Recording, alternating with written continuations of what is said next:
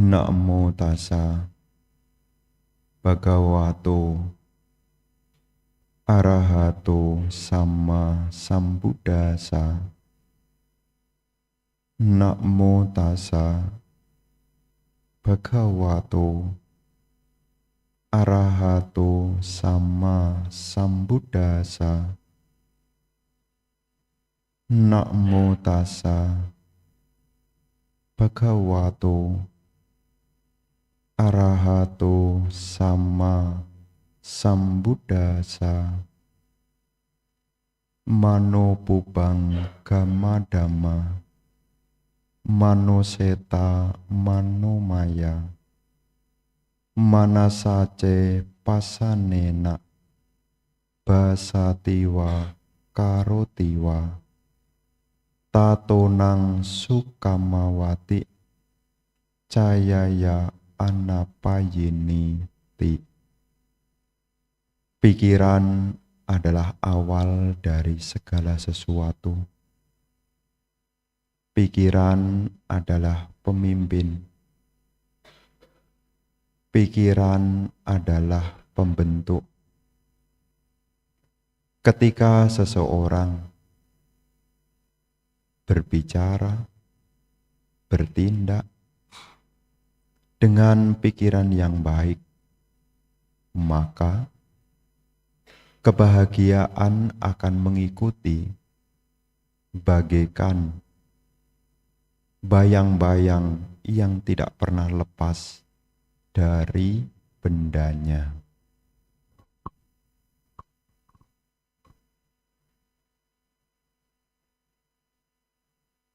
Pemimpin puja bakti, para bapak, ibu, saudara-saudari yang berbahagia, selamat pagi, terpujilah Sang Buddha, Namo Buddhaya. Pagi hari ini kita memiliki satu kesempatan yang baik, yang mana di pagi ini kita dapat menggunakan sebagian waktu yang kita miliki untuk kembali bersama di dalam memperkokoh keyakinan kepada Tikratana, memperbarui sila dan juga mengingat kembali ajaran-ajaran luhur Guru Agung Sang Buddha. Para bapak dan ibu, saudara-saudari sekalian, Sang Buddha mengajarkan Dhamma kepada kita agar kita dapat melenyapkan, yakni pengotor batin. Pengotor batin yang telah kita lenyapkan, kita akan mencapai yang disebut dengan Nibbana. Jadi Sang Buddha mengajarkan Dhamma kepada kita supaya kita terarah menuju tujuan yang paling tinggi, yakni pencapaian Nibbana. Kalau seseorang mencapai pencapaian tertinggi Nibbana, disebut sebagai kebahagiaan yang tertinggi. Sang Buddha menyebut Nibbanang Paramangsukang. Nibbana itulah yang disebut dengan kebahagiaan yang tertinggi. Kenapa? Kalau seseorang telah melenyapkan pengotor batin, loba, dosa, moha, mencapai Nibbana, dengan mencapai Nibbana, maka benih-benih kelahiran tidak ada lagi. Kalau benih kelahiran tidak ada lagi, maka tidak akan ada penderitaan. Jadi ibu bapak, dalam hidup ini ada realita yang sebetulnya kita sendiri tidak kehendaki. Dan juga ada realita yang kalau bisa orang-orang di sekitar kita juga tidak alami. Apa realita itu? Yakni usia tua, sakit, dan kematian.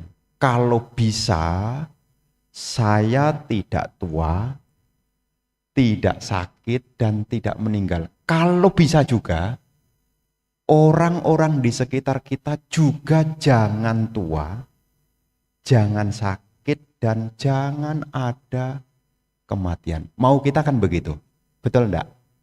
Kita punya emak, kita punya engkong, kalau bisa jangan tua, jangan sakit, dan jangan terjadi apa-apa. Setuju begitu kan ya? Sang Buddha kasih solusi loh. Kalau kita sendiri, orang terdekat kita juga, supaya tidak tua, tidak sakit, tidak mengalami kematian, Sang Buddha kasih jawaban. Jangan terlahir. Itulah yang ditunjukkan oleh Sang Buddha. Kalau seseorang mencapai nibbana, tidak ada benih kelahirannya. Kalau tidak ada benih kelahirannya, maka tidak ada tua, sakit, dan kematian. Jadi Sang Buddha mengajarkan Dhamma kepada kita ini supaya kita tidak terlahir kembali. Karena kapan hari itu ada umat yang cerita, merespon atas apa yang saya sampaikan. Bante, saya kayaknya enggak buru-buru dah. Enggak buru-buru mencapai nibbana dulu dah Bante. Kata dia. Terus, saya masih punya kehendak Bante. Setelah kehidupan ini, nanti saya masih kepengen ketemu lagi dengan istri anak saya Bante. Gimana Bante begitu? Ya boleh aja sih.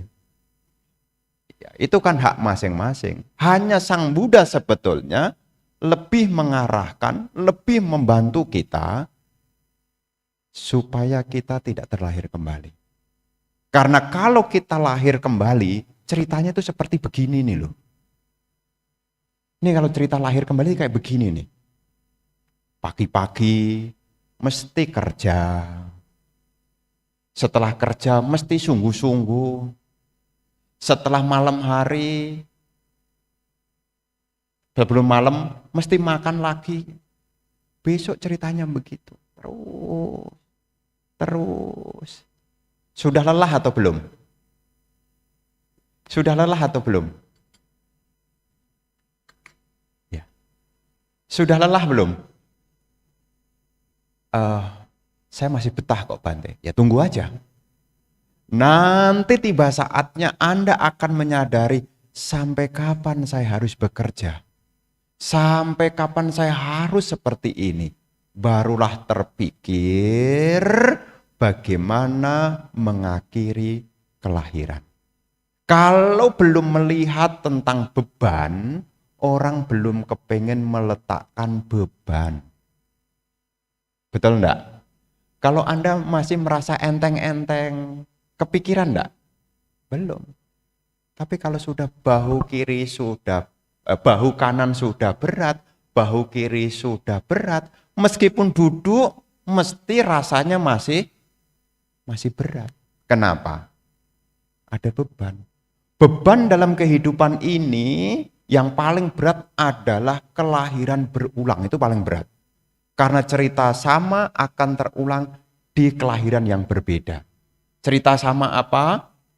Tua, sakit, kematian. Dan isinya adalah kalau bukan berpisah dengan yang dicintai, isinya berkumpul dengan yang dibenci. Maka sebagian orang ingin lari dari dunia ini dengan lari dari kenyataan. Ada yang menutupi, sudahlah, enggak usah dipikirkan berat-berat. Nanti belajar Dhamma malah jadi berat pikiran saya. Justru Sang Buddha menunjukkan kepada kita, ada loh solusi. Kalau Anda tidak ingin menderita, ada jalannya. Dan Sang Buddha telah menunjukkan jalan kepada kita. Masalahnya setelah tahu jalan, tidak semua bergegas berjalan. Sudah tahu nih jalannya ke sana, cuma dilihatin doang. Baru ya jalannya ya, bagus ya. Itu artinya apa? Orang belajar Dhamma terkagum dengan Dhamma. Oh, Dhamma itu luar biasa. Terstruktur, terarah, dan begitu indahnya. Kalau bisa direalisasi. Ini seperti kita sudah dikasih jalannya, tapi kita cuma duduk diem. Oh. Tidak melewati. Maka Sang Buddha memberi satu kesadaran dalam hidup kita, yang kita hadapi ini, sebetulnya yang paling berat itu bukan cari beras loh. Yang paling berat itu bukan cari penghidupan loh.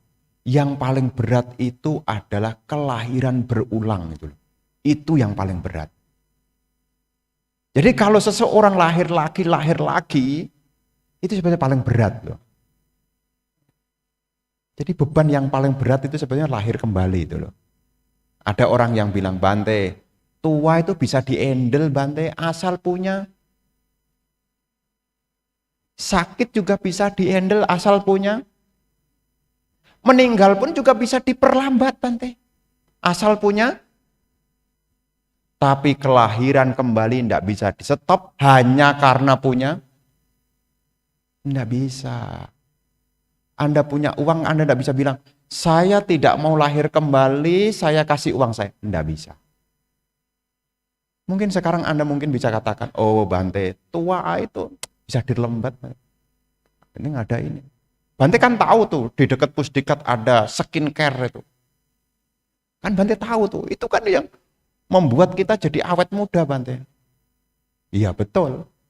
Tapi suatu saat akan timbul kesadaran, memang sakit bisa diperlambat, usia juga bisa diperlambat, kematian juga bisa diperlambat, tetapi kelahiran tidak bisa diperlambat. Cara untuk menghambat supaya tidak lahir lagi, caranya mesti mencapai nibbana. Melenyapkan loba dosa moha. Jadi dalam kehidupan kita ini, supaya kita punya kekuatan, punya daya, kita harus mendekatkan diri kepada Dhamma. Sebagai apa? Bentuk dari pengingatan. Makanya tema yang pagi ini diusulkan adalah Pancabala. Sebagai tembok ketegaran dalam hidup. Kenapa pakai tembok? Tembok itu yang sangat kuat, salah satunya adalah tembok besar Cina itu. Itu bisa kelihatan dari bulan. Pernah membaca kan ya? Kenapa ada tembok besar Cina itu? Ceritanya, supaya bisa melindungi diri dari ancaman musuh. Dindingnya itu, namanya dinding itu, fungsi tembok itu adalah fungsinya adalah untuk melindungi. Anda punya rumah, tidak punya tembok, ngeri. Ya, Anda punya rumah, tidak punya tembok, ngeri. Barang-barang yang di dalam hilang. Ada temboknya retak sedikit aja bisa diambil orang. Apalagi tidak ada temboknya. Tegar itu artinya kuat. Yang membuat kita hidup jadi kuat, bisa melewati apa yang kita hadapi saat ini, salah satunya adalah ditopang oleh kekuatan Dhamma yang disebut dengan Pancabala. Pancabala ini adalah bagian dari 37 faktor pencerahan. 37 faktor pencerahan, di dalamnya itu ada Pancabala. 37 itu apa saja? Tenang, tadi pagi Bante sudah ngapalin. Ya. 37 itu apa saja? 4 yang pertama adalah 4 satipatthana. 4 yang kedua adalah 4 usaha. 4 samapadana. 5 panca indria. 5 lagi pancabala, tambah 7 faktor pencerahan, ditambah lagi dengan jalan mulia berunsur 8. Jadi ibu bapak saudara-saudari sekalian, di dalam dari 37 faktor pencerahan ini, di dalamnya ada pancabala. Ini kekuatan. Kenapa kita perlu kekuatan? Supaya kita kuat. Kuat untuk apa? Bukan hanya kuat untuk menghadapi saja. Kuat untuk mengatasi. Mengatasi apa? Kita belajar damai itu mengatasi siapa? Untuk mengatasi supaya tidak lahir kembali. Jadi kita belajar dhamma ini supaya kita kuat itu menghadapi apa? Supaya tidak lahir kembali. Tapi Sang Buddha kasih solusi. Andai kata kita sudah mempraktekkan dhamma, belum mencapai nibbana, sekarang kita tidak banyak menderita.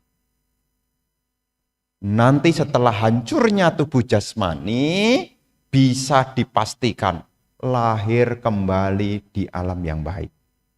Tidak mungkin pelaku kebajikan itu jatuh di alam menderita. Ini pahala kalau kita ngikutin dhamma. Meskipun belum mencapai nibbana. Lahir kembali, ya kalau bukan jadi manusia, jadi makhluk dewa. Kalau rajin meditasi lagi, bisa lahir jadi makhluk Brahma. Tidak mungkin berkunjung ke 4 alam menyedihkan, tidak mungkin. Tidak mungkin kepleset jadi makhluk neraka. Tidak mungkin terpleset di alam binatang. Tidak mungkin terpleset di alam peta. Tidak mungkin juga terpleset di alam asura. Kenapa? Ini semua adalah pahala-pahala dari kita praktek dhamma. Kalau belum mencapai nibbana, kita lahir kembali sekalipun masih di tempat yang baik. Apakah jadi manusia? Apakah jadi makhluk surga? Nah kalau sekarang Bante, kalau kita ikutin dhamma Bante, sekarang kita ini tidak menderita. Yang membuat kita sekarang menderita itu kan ada 2 hal. Yaitu awija dan tanha. Karena tidak tahu dan karena nafsu, kita jadi menderita. Makanya Sang Buddha memberi satu bekal dalam hidup ini, supaya kita kuat menghadapi apapun dalam hidup ini. Faktor yang pertama adalah dari pancabala itu adalah sadabala. Kekuatan berupa keyakinan. Bagaimana supaya kita muncul keyakinan Bante? Dikatakan di dalam penjelas bahwasanya sebab terdekat munculnya keyakinan itu ada 2. Jadi kalau ibu bapak jadi umat Buddha kok ragu-ragu, supaya mantep, tegar, kuat menghadapi hidup, harus punya keyakinan. Dan keyakinan itu munculnya ada sebab terdekatnya. Sebab terdekatnya yang pertama adalah mendengarkan dhamma.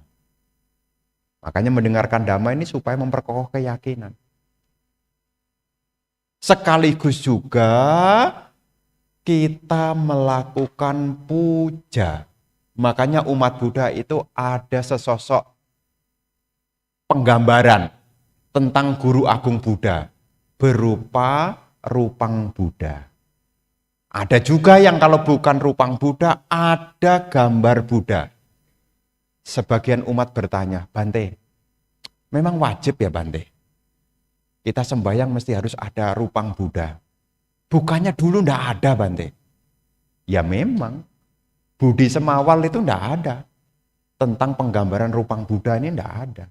Budi Semawal itu menggambarkan perwujudan Sang Buddha itu dengan simbol yang lain. Seperti tapak kaki Buddha, seperti Dhamma Cakra, seperti pohon bodi. Tapi berkembangnya waktu demi waktu, budaya semakin berkembang, muncullah Buddha Rupang. Jadi kalau ibu bapak melihat Buddha Rupang ini sebagai sebab terdekat munculnya keyakinan. Kenapa? Sang Buddha ini adalah tokoh inspirasi. Jadi kalau kita ketemu dengan Sang Buddha, sebetulnya apa? Aku juga pengen apa? Pengen mencapai nibbana.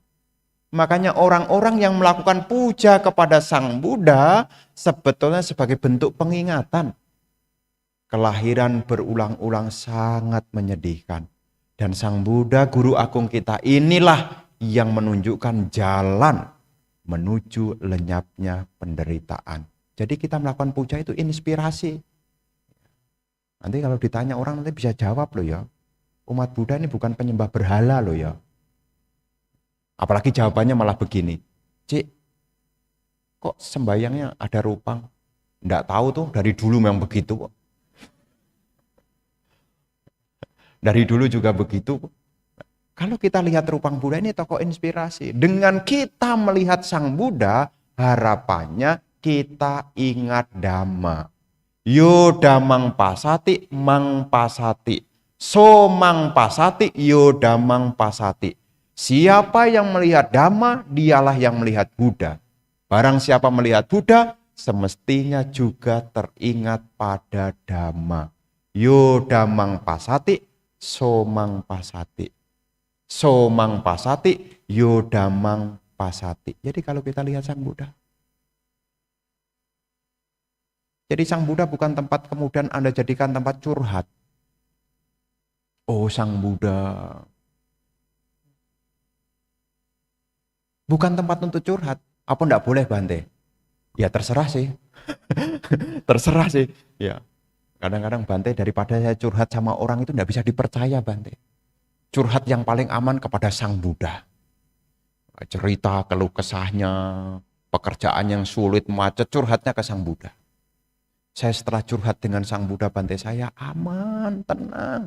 Dan saya yakin Sang Buddha tidak cerita kepada yang lain. Sebetulnya perwujudan dari Sang Buddha ini adalah inspirasi. Kenapa kita ada perlu kekuatan yaitu keyakinan? Keyakinan itu erat kaitannya dengan tekad. Orang bertekad karena orang itu punya tujuan. Jadi Anda bertekad itu karena punya tujuan. Kalau tidak punya tekad, berarti tidak punya tujuan. Bante, saya tekad bangun pagi-pagi. Tujuannya ngapain? Supaya saya berangkat kerja tidak terlambat. Kalau kenapa Cik bangun pagi-pagi? Suka aja sih.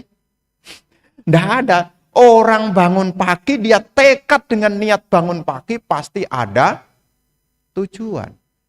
Nah, dalam menghadapi kehidupan kita ini, kita membangun tekad yang pertama, sadar. Ini tekad. Saya punya keyakinan berarti saya tekad. Tekad itu sifatnya motivasi, kuat, penguat. Dan dalam hidup kita yang kita hadapi ini kan kelahiran berulang sebetulnya. Karena cerita sama akan terulang lagi. Dan sebetulnya dalam hidup ini kan sebetulnya kita sudah banyak buang-buang waktu. Banyak buang-buang waktu. Kenapa? Karena tekadnya naik dan turun. Kenapa tekadnya bisa naik dan turun? Karena godaannya juga kadang naik, kadang turun. Banyak naiknya atau banyak turunnya? Godaannya itu ada 5 hal. Kama canda, nafsu keinginan indriawi. Ini godaan pertama. Godaan kedua, rasa tidak suka. Godaan ketiga, malas. Ini godaan nih. Tahan enggak? Godaan keempat, gelisah khawatir.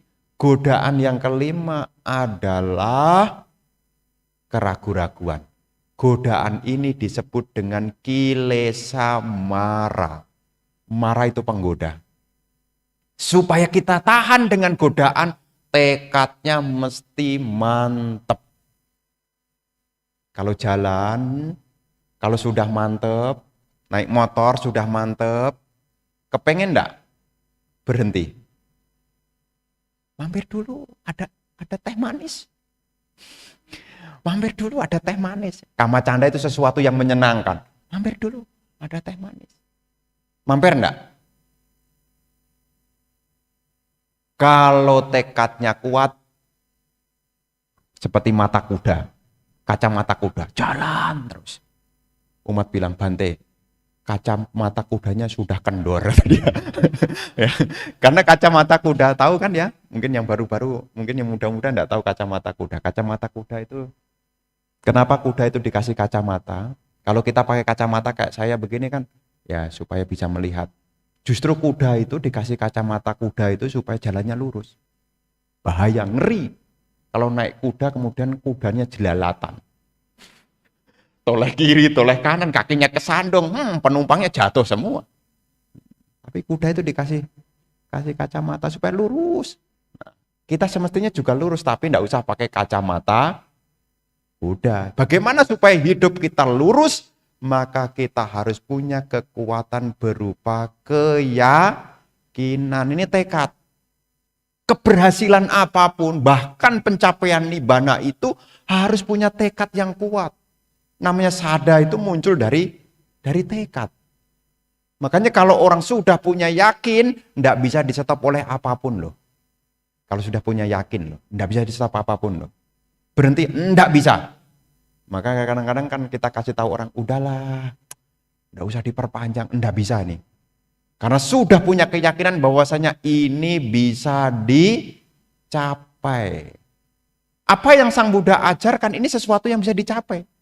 Ini penderitaan, ini kemunculan penderitaan, ini lenyapnya penderitaan, dan ini jalan menuju lenyapnya penderitaan bisa dicapai. Kalau tidak bisa dicapai, Sang Buddha tidak mungkin mengajarkan. Jadi ibu bapak yang jadi perumah tangga tidak usah berkecil hati. Bante kita kan perumah tangga, mana bisa. Oh, Anda baca kurang banyak. Bisa. Anatapindika pedagang, jadi sotapana. Ibu wisaka, ibu rumah tangga, juga menjadi orang suci juga. Dan yang lain-lain. Jadi kalau sekarang ibu bapak punya tekad yang kuat, ini kekuatan dalam hidup. Makanya kita hidup yang penuh dengan tantangan, dengan fenomena berbagai hal, Anda harus punya tekad yang kuat, bisa. Dan semua hal itu ada rentetan sebab akibat. Makanya kalau kita mendengar dhamma itu, kita punya wawasan. Wawasannya apa? Semua ini sebetulnya kan sebab akibat. Kapan hari ada umat cerita, Bante saya sedih. Kenapa ya Bante saya sedih? Sedih itu akibat. Tidak mungkin ibu bapak tiba-tiba sedih, itu tidak ada. Itu akibat. Akibat dari apa? Ya banyak sebab. Ya, mungkin takut ini, takut itu. Kenapa? Karena kita minim pengetahuan. Seolah-olah yang muncul ini adalah tiba-tiba. Jadi ibu bapak sekalian, nanti dalam hidup nih, untuk praktek dhamma supaya Anda kuat dalam hidup, nomor satu, mesti punya keyakinan, kuat tekad. Ya, kewihara begini, kalau tidak punya tekad, tidak sampai loh. Ini yang kecil, belum nibbana loh ya. Ini baru di sini nih, kalau tidak punya tekad, pagi-pagi bangun jam berapa? Ini hari Minggu loh ya. Ini hari Minggu loh ya, sadar kan ya? Ini hari Minggu loh. Kalau tidak punya tekad, tidak akan sampai sini. Biasanya kalau hari Minggu itu kan banyak alasan. Minggu sudah dari hari Senin sampai hari Jumat sudah kerja.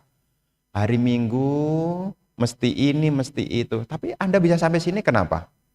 Anda punya keyakinan dan Anda sudah tekadkan. Kalau tidak punya tekad, baru buka gorden. Belum keluar kamar, baru buka gorden. Weh, terik sekali ya pagi ini ya. Tutup lagi deh. Nyalakan AC, tidur lagi, wong Minggu. Tapi Anda bisa bergegas bangun karena Anda punya tekad. Sada, ini kekuatan yang pertama. Sebagai umat Buddha kita harus punya keyakinan bahwasanya kita bisa mencapai nibbana. Ini keyakinan. Rasanya kok enggak mungkin, Bante. Keyakinan Anda masih kurang berarti. Enggak mungkin lah, Bante. Ya namanya keyakinan itu bukan mungkin atau tidak mungkin. Keyakinan itu ada tekad. Bukan waktunya untuk dievaluasi. Ini mesti diingat nih. Keyakinan itu sifatnya motivasi, bukan evaluasi. Nanti buka toko, belum buka sudah dievaluasi. Kayaknya bakal sepi dah. Buka aja belum. Buka aja belum sudah buru-buru. Kayaknya sepi, tempatnya enggak cocok dah. Buka aja belum. Setelah dibuka baru tahu hasilnya. Faktor pertama keberhasilan itu dalam hidup mesti punya keyakinan. Kalau itu kebaikan, itu membawa manfaat, Anda mesti mantep. Yakin. Kalau membawa manfaat. Dari mana Bante saya tahu itu membawa manfaat? Makanya banyak mendengar. Dengar sana, dengar sini. Supaya apa? Kita banyak informasi. Semakin banyak informasi, itu akan memperkuat kita punya kemantapan. 1 mengomong tidak, 10 mengatakan iya. Berangkat enggak? 1 mengatakan tidak, 10 mengatakan iya. Udah Cik, berangkat aja. 1 orang mengatakan, enggak usah, jauh. Tapi kalau 10 orang itu kasih bahasa promosi, tempatnya indah, udaranya sejuk, di sana makanannya itu hauce. Kira-kira berangkat atau tidak? Kenapa Anda yakin? Bante, dari review Bante. Nih zaman sekarang nih, kemarin saya diundang umat makan di BSD, bukan di Jakarta ya, di BSD. Kemudian pedagangnya kasih itu, nanti akan dapat loh, free risol. Dikasih risol. Syaratnya mesti bikin review dulu. Dikasih review. Bante ngisi? Enggak. Cuma lihatin review. Saya dapat risolnya juga. Kenapa? Saya baru tahu ternyata orang itu sebelum dia pergi, orang itu membaca reviewnya. Anda kalau mau ke restoran dimanapun restoran Anda, kemudian buka reviewnya, bintangnya bintang 1, bintang 2, bintang 3, banyak bintang 5, berangkat enggak? Kalau ternyata yang muncul itu banyak bintang 1 dan keluh dan ngomel, berangkat enggak? Maaf Bante, ya ini tidak rekomendasi. Jadi sekarang itu semakin kita mendengar dhamma yang baik-baik, semakin kuat kita punya tekad. Inilah kekuatan berupa keyakinan. Makanya sebab terdekat dari keyakinan adalah mendengarkan dhamma dan juga melakukan puja. Makanya umat Buddha mesti punya kebiasaan yang baik. Selain mendengarkan dhamma juga masih melakukan puja. Ada yang menyedihkan bagi saya. Generasi berikutnya tidak ngerti nyalakan dupa. Sedih ya. Kok Bante bisa sedih? Iya, ada ceritanya.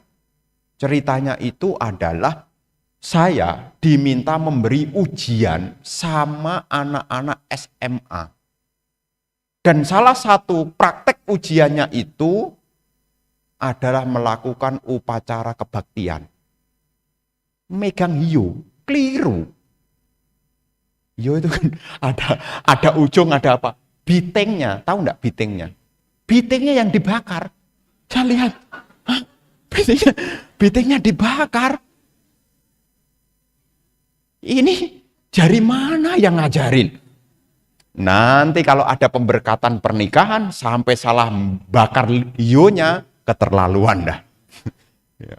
Tahu kan? Hionya 3. Udah saya siapin. Untung loh saya siapin. Kalau tidak saya siapin, dibakar semua kan, ngeri kan? Untung tuh, itu udah saya siapin. Sudah disiapin, bakar aja salah loh. Hio itu bisa kebalik loh yang dibakar. Saya setelah nilai, loh hionya kok kebalik. Hionya kok kebalik. Terus kemudian itu jadi materi saya. Akan saya siarkan ke masyarakat. Jangan sampai ada ajaran yang terbalik begini. Itu kan memang, ya Ya kenapa? Ya karena satu, sekolahnya bukan sekolah Buddhis. Dua, bapak ibunya tidak pernah menemani datang ke wihara. Jadi tidak pernah melihat orang nyalakan dupa. Maklum. Tapi khusus saya, kok bisa begitu? Itu pengalaman setelah 15 tahun jadi biku, Pak. Saya lihat langsung orang nyalakan dupa bisa terbalik itu. SMA ini. SMA. Enggak tahu apakah dia tegang karena jurinya saya enggak tahu ya. Ya, saya enggak tahu. Itu makanya nih nanti kalau punya anak di rumah ya. Selama budaya puja ini dipegang, meskipun dalam tanda kutip dia jarang mendengarkan dhamma, label agama Budanya masih nempel. Masih nempel. Kalau dupa enggak pernah dipegang, mendengarkan dhamma juga enggak pernah didengar, bagaimana punya keyakinan. Ya, jadi nanti ya enggak usah kemudian selesai puja bakti kemudian semua latihan satu-satu. Ya enggak usah lah. Ya, enggak usah latihan satu-satu. Ya. Ini yang pertama namanya kekuatan keyakinan itu muncul dari kita mendengarkan dhamma dan melakukan puja. Dan kita melakukan puja kepada Sang Buddha ini ada inspirasi. Ya, jadi kalau kita bertekad di depan Sang Buddha ya meskipun belum atau sudah ya nanam dulu lah. Minimal nanam lah. Nanam apa? Saya juga bertekad untuk mengakhiri penderitaan seperti Guru Agung Sang Buddha. Tekad. Ya, ibaratnya kalau tanaman ini meskipun belum jadi tunasnya, sudah ada benihnya dulu. Nah, setelah kekuatan keyakinan, yang kedua adalah semangat. Ya, makanya kalau sudah tekadnya kuat, akan diikuti oleh semangat. Namanya wirya. Makanya ibu bapak dalam menjalani hidup ini, selain ibu bapak punya keyakinan, ibu bapak harus tetap bersemangat. Semua penderitaan itu ada akhirnya. Selama ibu bapak bersemangat. Semangat apa Bante? Meninggalkan hal yang buruk, mencegah hal yang buruk, memunculkan hal yang baik dan mengembangkan hal baik yang sudah ada. Inilah makna dari semangat. Kalaupun kita belum mencapai nibbana, kalau Anda sudah meninggalkan hal yang buruk, mencegah hal yang buruk, memunculkan hal yang baik, saya yakin kok hidup Anda akan bahagia. Kenapa orang melakukan keburukan? Kenapa orang melakukan keburukan? Karena dia tidak bahagia. Kenapa sampai ada orang kecanduan? Tahu enggak? Kenapa orang bisa kecanduan? Orang yang kecanduan itu adalah orang-orang yang tidak bahagia. Bante, rasanya Bante saya udah kecanduan HP loh Bante. Buka mata HP, duduk sebentar HP, makan HP. Kayaknya saya udah kecanduan HP ya Bante. Gimana ya Bante untuk mengurangi HP? Anda mesti bahagia. Kalau orang sudah bahagia, ndak pengen buka-buka apa-apa. Udah bahagia kok. Ndak pengen buka TV, ndak pengen. Orang udah bahagia, ndak akan mencari lagi kok. Ada orang kan, Bante rasanya kalau habis makan ndak ngerokok itu kurang loh Bante. Saya gimana ya Bante supaya saya bisa berhenti merokok? Gampang, Anda mesti bahagia. Kalau orang bahagia tidak kepengen, orang kalau bahagia tidak pengen merokok. Karena dikatakan di dalam salah satu podcastnya Adire, katanya ngerokok itu membuat bahagia katanya. Kenapa? Karena saat merokok itu menarik napas masuk dan mengembuskan napas keluar. Jadi kalaupun sekarang Anda ngerokok, ya enggak apa-apa, asal jangan dinyalakan. Asal jangan dinyalakan. Jadi orang yang tidak bahagia, dia akan mencari yang lain. Makanya hidup Anda pasti bahagia kok. Kalau Anda meninggalkan hal yang buruk dan memunculkan hal yang baik. Supaya Anda tidak jatuh di dalam keburukan, pesan Bante, Anda jangan lupa bahagia. Jangan lupa nih, ya, Anda gosip sama orang, gosipin orang. Kenapa Anda gosip coba? Logikakan coba. Kalau Anda bahagia pengen enggak ngomongin orang lain. Tapi kalau Anda kurang hiburan, orang lain jadi objek materinya. Setelah cerita panjang kali lebar, Anda merasa bahagia, mengorek keburukan orang lain.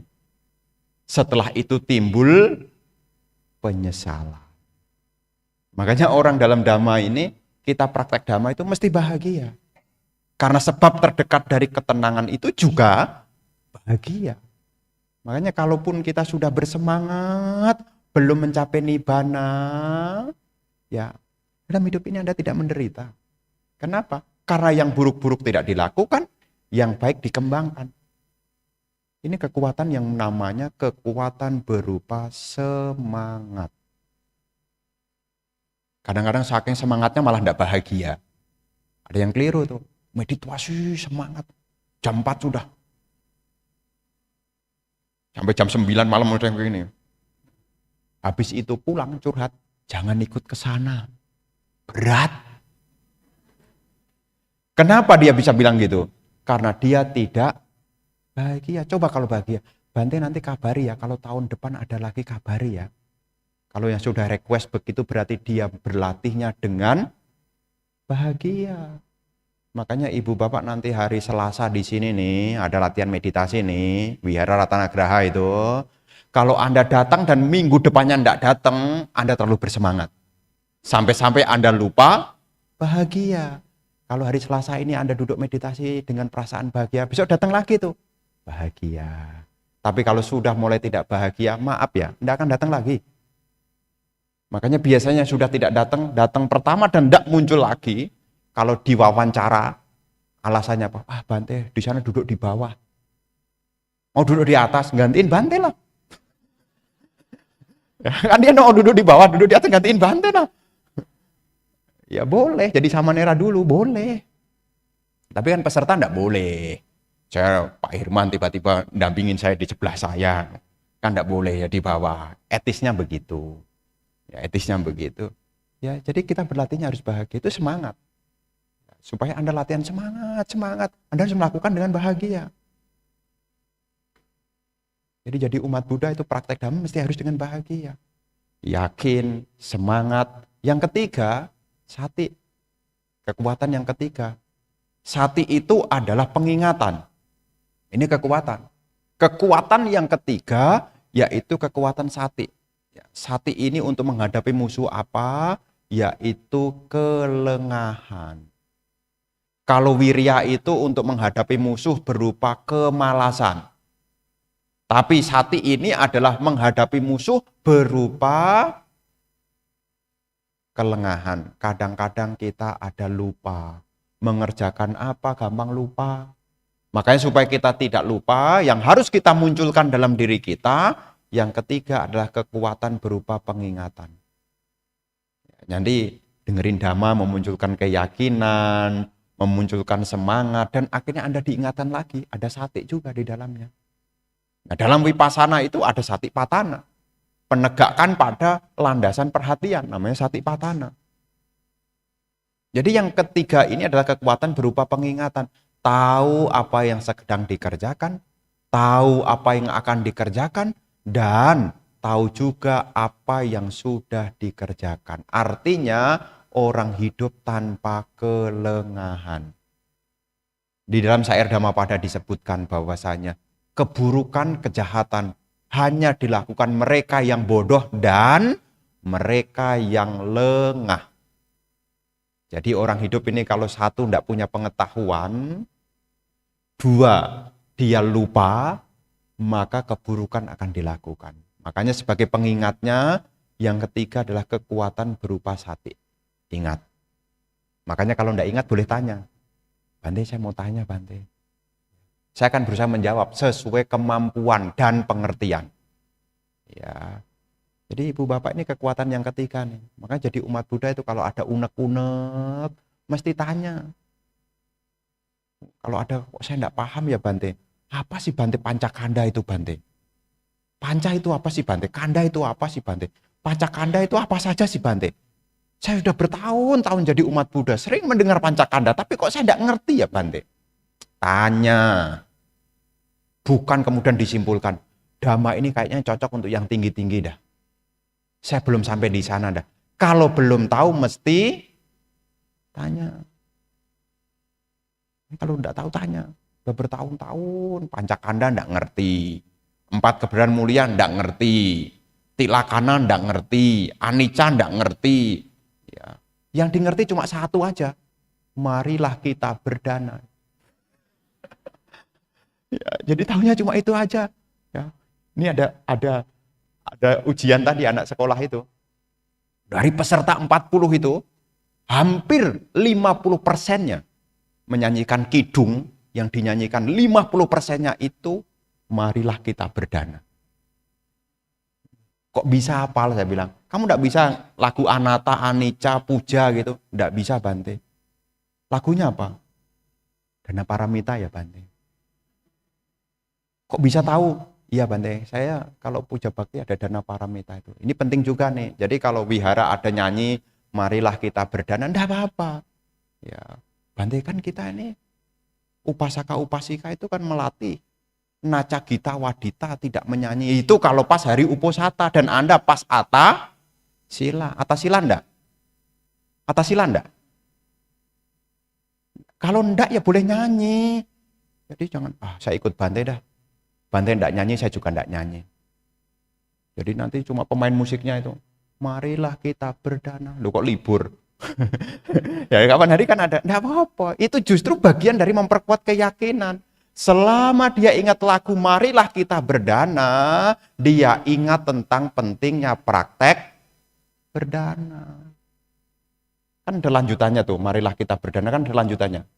Bagi yang belum hafal nanti sepulang ini latihan. Supaya apa? Kalau nanti lupa, Anda mesti ingat.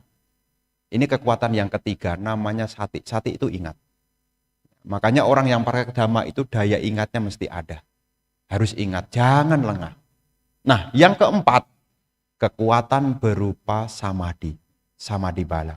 Dalam hidup ini, tujuan kita mencapai nibbana. Tapi dalam hidup ini, untuk menghadapi fenomena-fenomena yang tidak menyenangkan, kekuatan yang keempat ini penting. Yaitu kekuatan berupa samadhi.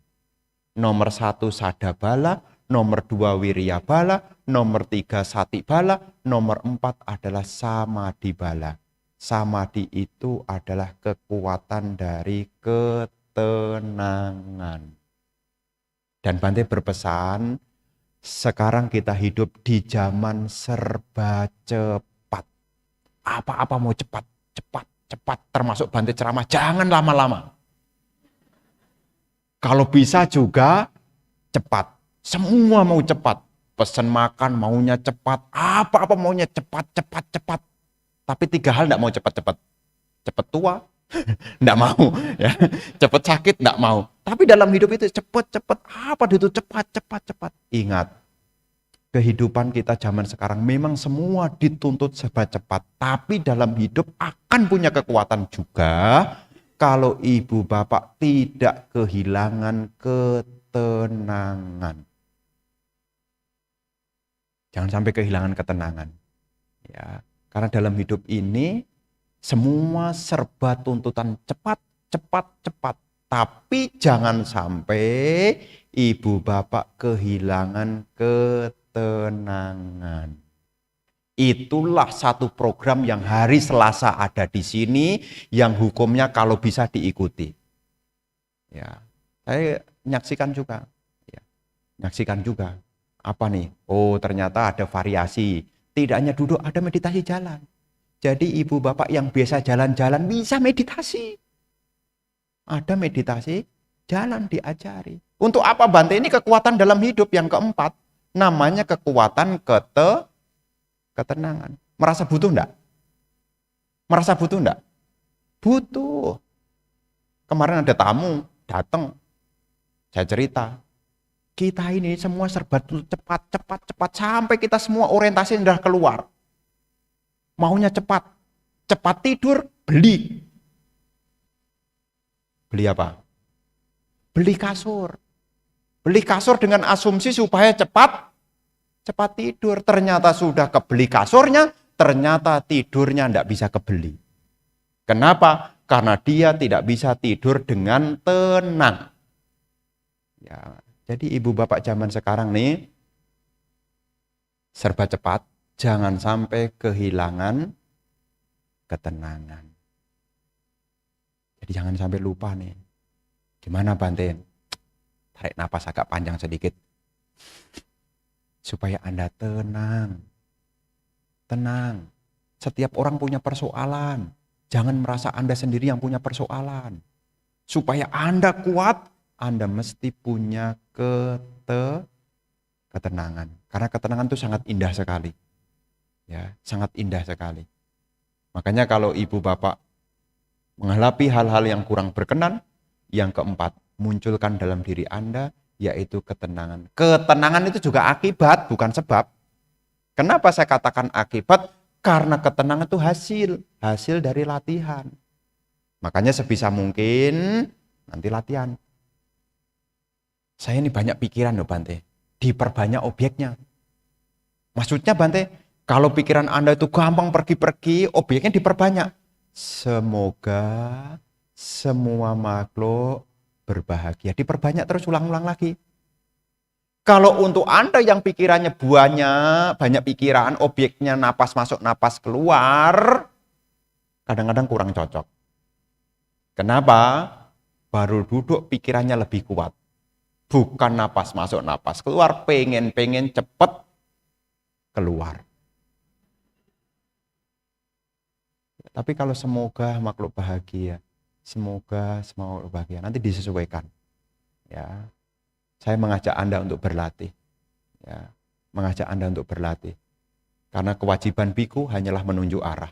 Anda tidak bisa kemudian pesan sama saya, Bante latihan sungguh-sungguh ya Bante ya.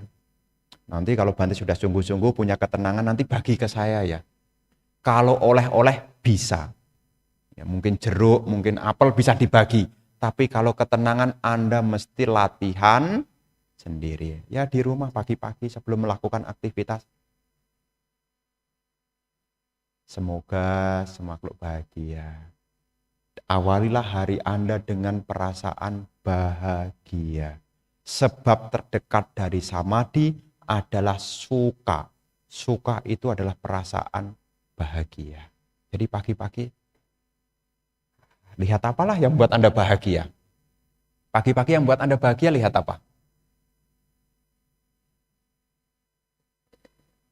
Jadi pagi-pagi yang buat Anda bahagia apa? Lihat saldo. Wah, lebih bahagia Bante. Ya. Intinya sebab terdekat dari ketenangan adalah bahagia. Makanya orang itu akan tenang kalau dirinya bahagia. Pengen orang yang tenang atau pengen orang yang jadi orang yang tidak tenang? Pengen jadi orang tenang atau pengen jadi orang yang tidak tenang? Bahkan ada doa itu, semoga hidupnya tenang dan meninggalnya juga dengan tenang. Anda juga hidupnya bahagia, nanti juga akan tenang kalau sekarang sudah Anda punya bahagia. Hari-harinya bagaimana bahagia? Gimana hari-harinya bahagia? Ah, bagus. Ya, bahagia, bagus. Kalau tidak bahagia bagaimana Bante? Berusaha. Ya, karena bahagia itu adalah akibat setelah kita berusaha. Jadi awalilah hari Anda dengan bahagia. Dan ada kabar baiknya nih. Katanya kalau orang bahagia itu tuanya bisa diperlambat. Sakitnya juga bisa diperlambat. Meninggalnya juga datangnya terlambat. Kalau bahagia. Meskipun belum mengakhiri loh ya. Tapi tidak cepat-cepat. Ini khusus yang muda-muda saya pesan ini. Kalau yang tua bagaimana Bante? Ya awet lah. Awet. Ya awet tua maksudnya. Yang muda-muda supaya tidak cepat tua. Mesti bahagia. Mesti bahagia, jangan lupa. Dan ini adalah yang keempat, yaitu kekuatan berupa ketenangan. Namanya samadhipala. Dan yang kelima, kekuatan berupa kebijaksanaan. Setelah kita melewati banyak hal, akhirnya di paling puncak, kita mengerti semua apapun yang terbentuk tidak ada yang kekal. Itu puncaknya itu. Ya. Setelah melewati banyak hal, akhirnya Anda paham. Semua tidak ada yang kekal. Dan orang yang bijaksana dengan pengertian yang tidak kekal ini, dia tidak akan melekat pada dunia ini. Kalau dia tidak melekat, jalan menuju akhir penderitaan mulai terrealisasi. Makanya yang paling tinggi kebijaksanaan itu adalah mampu melihat kemunculan dan kepadaman. Artinya melihat semua tidak kekal. Orang yang paham tidak kekal tidak gampang sakit hati. Orang yang paham tentang tidak kekal tidak gampang frustasi. Orang yang paham tentang tidak kekal tidak akan sombong. Orang yang paham tentang tidak kekal juga tidak mungkin tinggi hati. Kenapa? Tidak kekal. Yang tinggi akan turun, yang turun bakal naik. Ini tidak kekal nih. Kalau Anda paham, tidak gampang sakit hati. Dia marah-marah pada saya, tidak kekal. Nanti juga baik kok. Kalau saya perbaiki, kan tidak kekal. Anda pernah musuhan enggak? Pernah punya musuh enggak? Masih musuhan sampai sekarang? Kalau Anda perbaiki nanti juga jadi baik juga. Ya, jadi dalam hidup ini kekuatan yang kelima yaitu panya bala. Mengerti semuanya tidak ada yang kekal. Ya, semua tidak ada yang kekal. Aku juga tidak kekal, milikku juga tidak ada kekal. Kalau kita pakai bahasa kesepakatan umum, aku dan milikku, semua sama-sama tidak ada yang kekal. Dan kalau tidak mengerti tentang hal ini, akan jatuh di dalam kemelekatan. Ya. Kenapa kita masih melekat? Karena ketidaktahuan. Kenapa kita tidak tahu? Karena kita belum memiliki kebijaksanaan. Makanya kita belajar Dhamma sebetulnya kita mengembangkan 5 hal ini loh, sebagai kekuatan dalam hidup. Supaya kita punya keyakinan, punya semangat, punya perhatian, punya ketenangan, dan punya kebijaksanaan. Datang ke wihara sebetulnya kita mengembangkan 5 ini loh, datang ke wihara. Setelah bertahun-tahun, berbulan-bulan, berhari-hari ke wihara rajin tekun, pasti yang pertama muncul. Tambah yakin, mestinya, tambah semangat, mestinya, tambah ingat, mestinya, tambah tenang, mestinya, dan tambah kebijaksanaan. Kalau saya sudah bertahun-tahun Bante, tapi 5 ini tidak ada yang muncul, bagaimana Bante?